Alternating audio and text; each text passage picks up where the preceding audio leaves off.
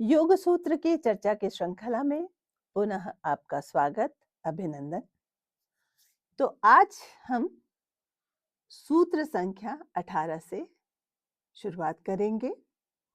जैसा कि मैंने पिछले वीडियो में कहा था कि एक स्थिति आती है जिसे संप्रज्ञात समाधि कहते हैं और ये सबीज समाधि है।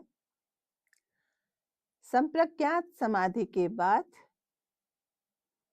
एक सातवीं समाधि है जिसे असंप्रज्ञात कहते हैं और आठवीं समाधि है धर्ममेघ और यही समाधि निर्बीज समाधि कहलाती है।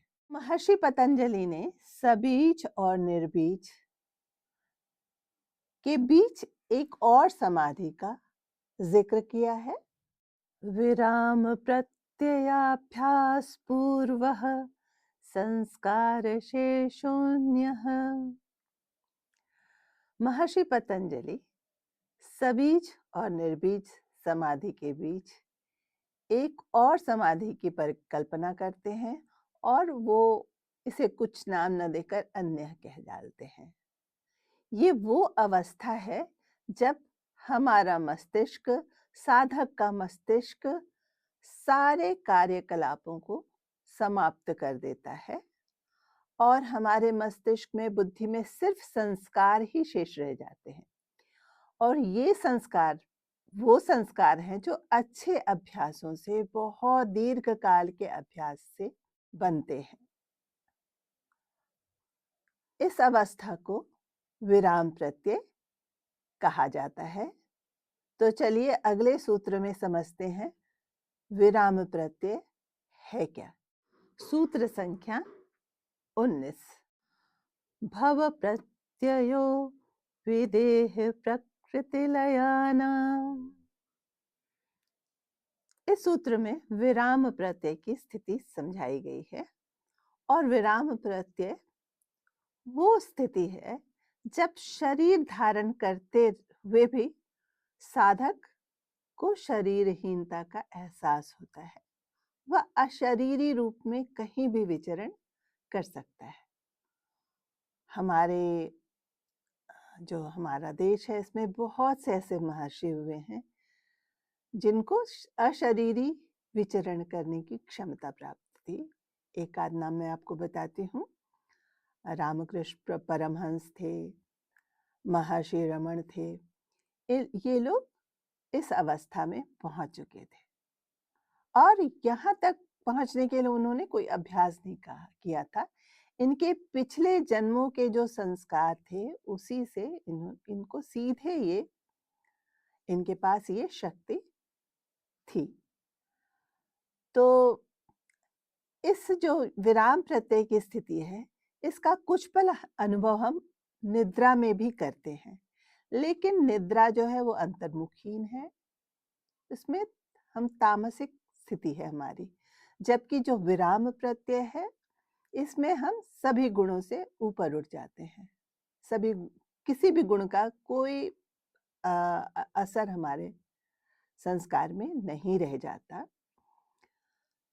निद्रा जो है वो हमारे शरीर की एक प्राकृतिक अवस्था है, जबकि जो विराम प्रत्यय की अवस्था है वो सुपर कॉन्शियसनेस है। सूत्र संख्या 20। विकसित आत्माओं का मार्ग निर्देशन करता है। तो विकसित आत्माएं क्या हैं?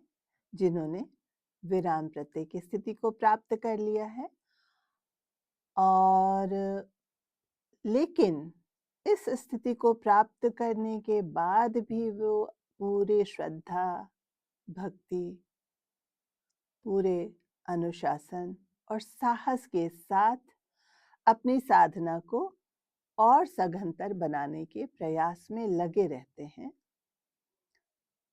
सूत्र इस प्रकार है।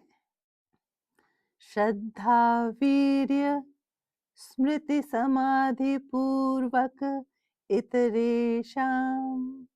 सूत्र का अर्थ है श्रद्धा मतलब पूरी श्रद्धा के साथ, वीर्य पूरी शक्ति के साथ और समाधि अपने बुद्धि को स्थिरता की ओर स्थिर रखते हुए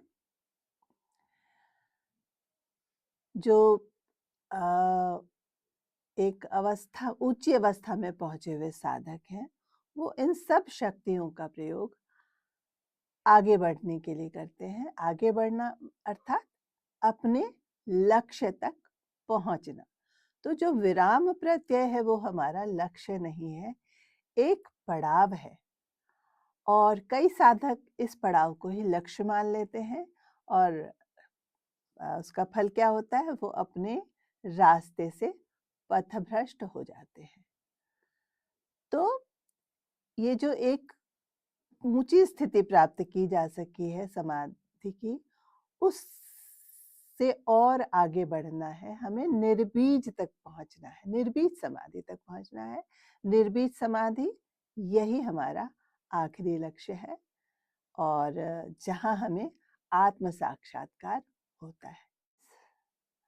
अपने योग सूत्र की व्याख्या में इसे उपाय प्रत्यय बोलते हैं।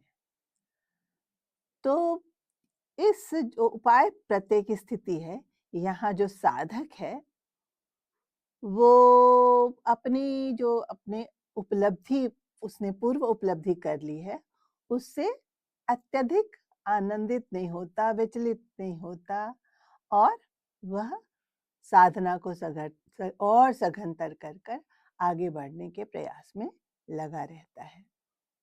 अब चलते हैं अगले सूत्र की ओर। सूत्र संख्या 21। तीव्र संवेगानाम आसन्नः।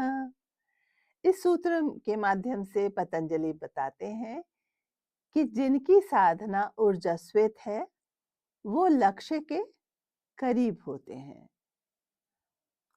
तो अगर हम अपनी साधना को एक लय में सघन रखें, हम अपने उससे विचलित ना हो अभ्यास और वैराग्य के पथ से, तो हम लक्ष्य के करीब पहुंच सकते हैं। और यहाँ तक पहुंचने में बहुत से विघ्न बाधाएं भी आती हैं, जिनका जिक्र हम अगले वीडियो के माध्यम से करेंगे।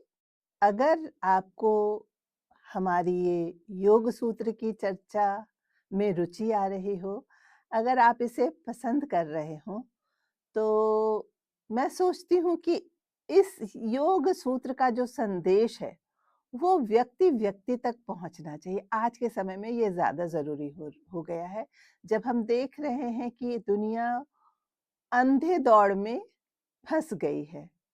अभी हम देख रहे हैं कि विश्व का सबसे शक्तिशाली देश भी क्या कर रहा है, विश्व में कैसे अशांति उत्पन्न करने की कोशिश कर रहा है, जो कि कहीं नहीं संपूर्ण मानव जाति को विनाश की ओर ही ले जाएगा।